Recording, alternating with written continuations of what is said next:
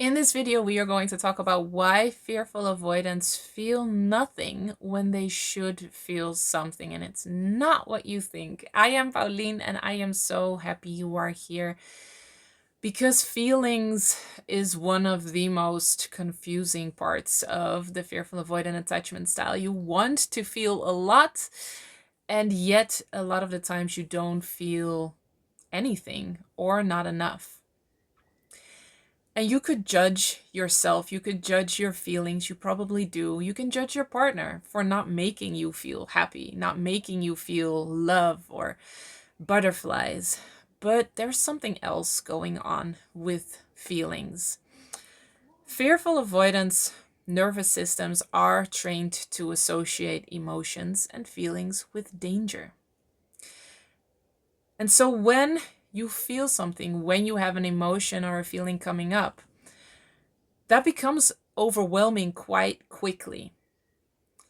And then your fear brain, your fear system thinks it's time to shut this down. It's time to shut everything down and just not feel anything anymore, because emotions and feelings have negative associations. We'll get into that. And you have not had a way to process feelings and emotions. And so for many fearful avoidants, having feelings and emotions feels like you are losing control. I remember genuinely believing that if I would allow my feelings to be there completely, I would go crazy, or it would just be too much and I had to control it. And so what you get is that numbness kind of becomes protection.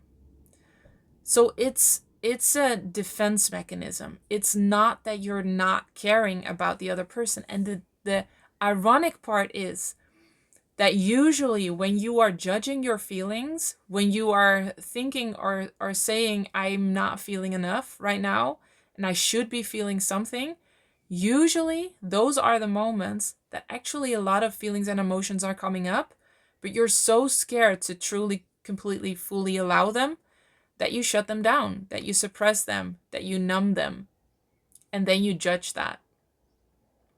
So you will notice when you've healed that you will be so much more able to allow all of those feelings to be there and not judge them. And that there won't be any moments that you say, I should be feeling something and I'm not feeling anything.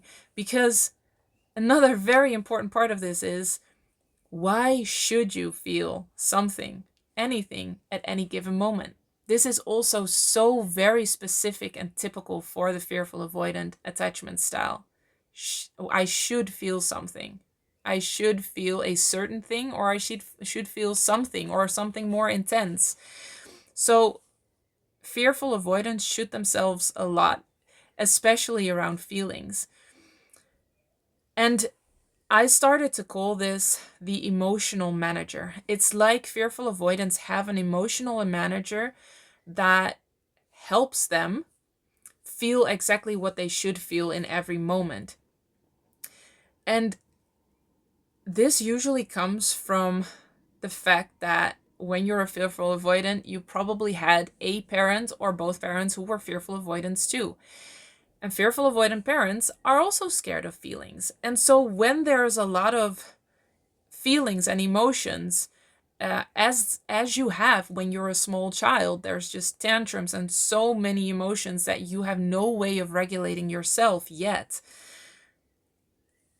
They get scared, even though they won't admit it, and it won't even look like they're scared. They usually lash out and get angry, or try to correct you, or try to judge you for your emotions. But underneath that is a fear of losing control when a child has too many emotions and too many feelings. So I remember my dad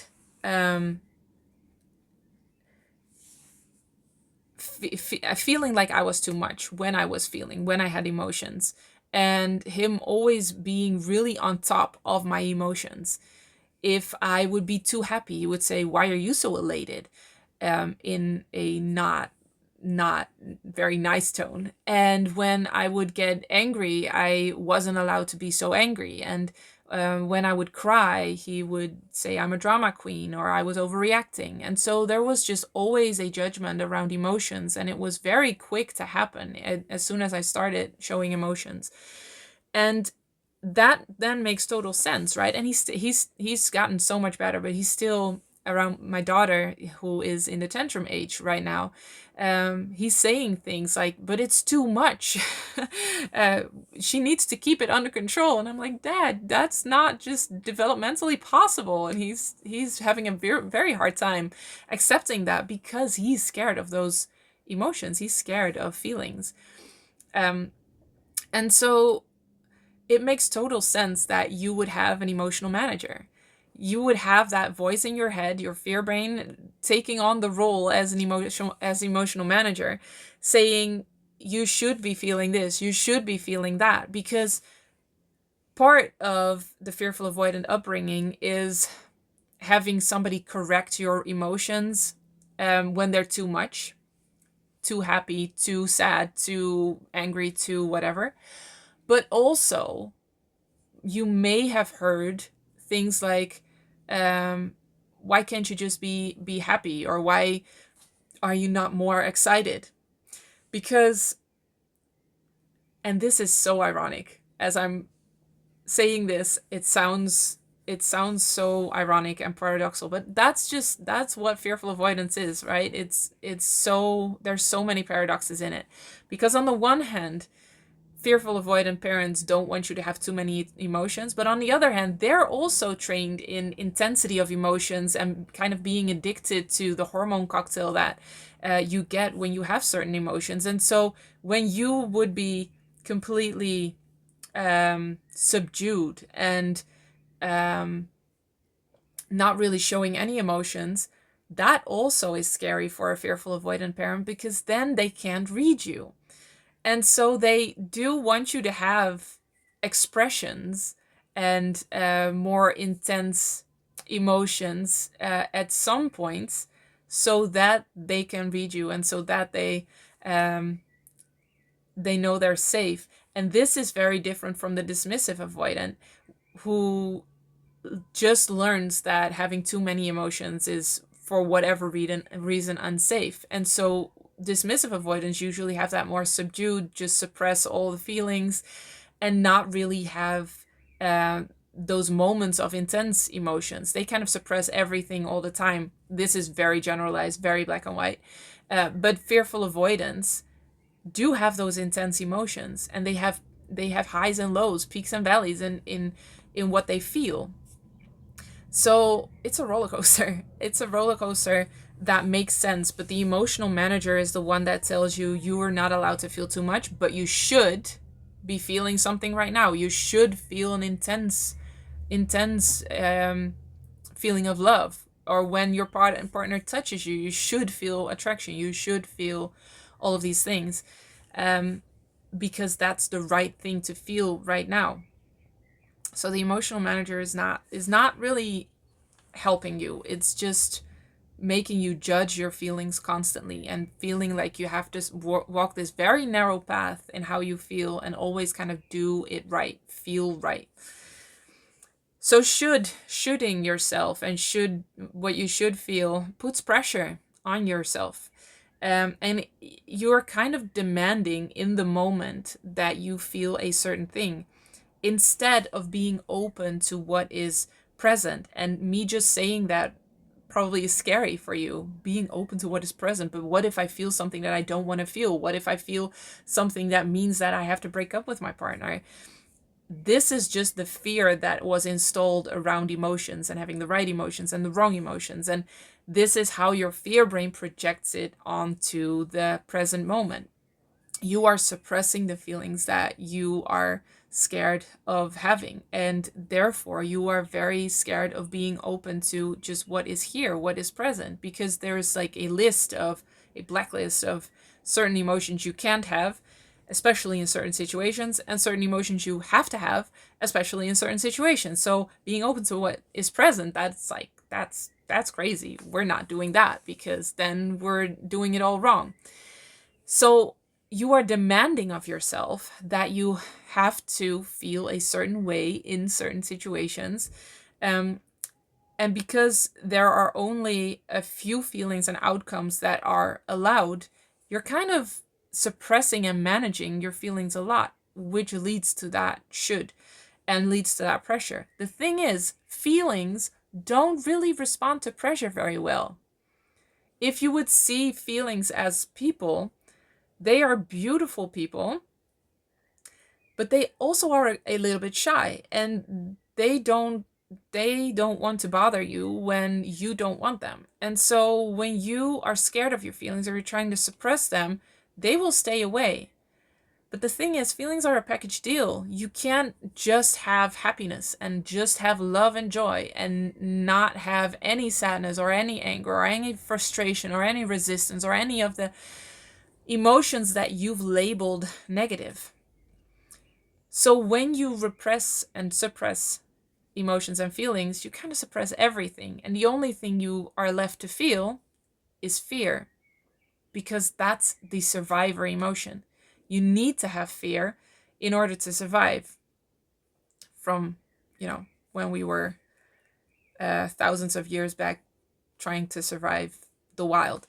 Um, and so fear you will always feel, but everything else will be suppressed. And fear can also just feel like apathy and not feeling anything. Uh, but usually fear is the only emotion or feeling that is present. So one of the reasons that you are so scared of feelings is because you attach meaning to certain feelings. So not feeling something when you should be feeling something is bad. And it means that your relationship is not right. And it means that you should break up. That's the meaning you attach to it. It's not the truth. Isn't that interesting? I completely believe that that was the truth. That if I felt tension and my fear brain was saying, oh, this is because of the relationship and you need to break up, I thought that was truth. But it's your fear brain. And this is why I started calling it the fear brain. This is why I gave it that name, because that made sense, because it was just completely driven by fear, but also I could kind of detach myself from it and see that it was the fear brain talking, and it wasn't truth per se. And fear is not a good compass. It's not the best advisor. So I could say, okay, this is probably the fear brain saying that. I feel a lot of fear. And so it's probably the fear brain talking right now. Um, but not feeling something when you should is bad. Attaching that meaning to it comes usually from the belief that fearful avoidants have that I am a bad person. And you are trying to not feel the shame that is attached to that. And so you manage your feelings so that you are doing the right thing or feeling the right thing, so that you don't encounter that belief that you are bad, that you are a bad person, and you're not doing it as you should. You're not doing the right thing. There's a lot of trauma underneath this. There's a lot of negative associations underneath this. And all of that can be healed. And when you've healed this, you will be able to allow your feelings to be there, which is such freedom. And it's such a relief after emotionally managing for years and years and years. So any feeling gets to be there and you don't attach meaning to it, which is also freedom from exhaustion, because attaching meaning to every single feeling, every single sensation, every single thought, as you may unconsciously be doing as a fearful avoidant, that's a lot what we do, that is exhausting. And when I healed, I realized how much more energy I had, because my feelings just got to be whatever they were. And the ironic thing about that is that the more you allow your feelings to be there, the more you will have those positive feelings that you're so craving. The joy, the happiness, the calm, the love, the deep love. And what's interesting is that I don't hold on to those feelings anymore. When I used to have those, I was like, I'm feeling something positive. I need to hold on to this now. I need to like force it to stay. And that's just not the nature of feelings. Feelings come and go. And the more you can just be the vessel of your feelings, the more you will have those positive feelings, but you won't need them, which is so frustrating. I totally get it. So fearful avoidants usually have a certain script of how they should feel because they never learned to trust their own compass, their own body. So feelings become a sort of external validation that you're doing it right. And it sounds weird, external validation, because it's kind of like internal in your body. But the external part of it is that you are validating what you're feeling according to the script that you have created in your mind, or that your fearful avoidant parent helped you create in your mind, of what feelings are right and wrong. So that is the external part of it. You are kind of judging your feelings and comparing them to this script of how you should be feeling and shouldn't be feeling, because you've not learned to trust your own compass. But just imagine what that would do for the rest of your life if you're not trusting your own compass, not your own body, and you're seeking external validation in so many ways the rest of your life. You will live a life that is not true to yourself. And that is always anxious, because as long as you have that anchor outside of you, that compass outside of you, you will feel anxious. So when you've healed and when you're healing, you'll notice that that anchor is more and more inside of you, and it doesn't matter what other people think. There's no script anymore of what you should be feeling. And because of that, anything that you feel is very real and very pure and beautiful. And you're not scared of your feelings anymore and your thoughts anymore. And when you're not preoccupied with what you should be feeling and shouldn't be feeling, there is so much more possibility for connection. And that's where it gets really beautiful, because connection is so nourishing to our bodies and to our systems when there's no negative associations around it. So when you've healed, you will look back on this feeling like you should be feeling something and think, oh, that was just a lot of wasted energy, really, emotional management out of fear. And you will feel free. It will feel so free to allow all the feelings to be there or not be there, and not attach any meaning to it. And out of that, be really happy, have a unshakable sense of peace, because it doesn't matter what you feel or not feel, what you think or not think. That is not your validation anymore. Your validation is in you. So that is what we do in the online program Healed and Happy, the online program that is specifically designed for the fearful avoidant attachment style, because healing this attachment style is not logical in many ways, because there are so many paradoxes. It is not linear. And so when you recognize yourself in the fearful avoidant attachment style, find someone or something that is completely specialized in the fearful avoidant attachment style. And this program is completely, specifically made for fearful avoidance and all the specific challenges that you have in healing this, so that you get to a place where you just feel safe in your body, in your mind, in your life, and you have that compass back. And feel good about that, and allow yourself to feel good. I so wish that for you. If you are interested in that, the link is in the description below. And as always, I am so incredibly happy you are here, and I will see you in the next one. Healed and Happy is a tailor-made online program where me and my team personally guide you through healing the roots of a fearful avoidant attachment style.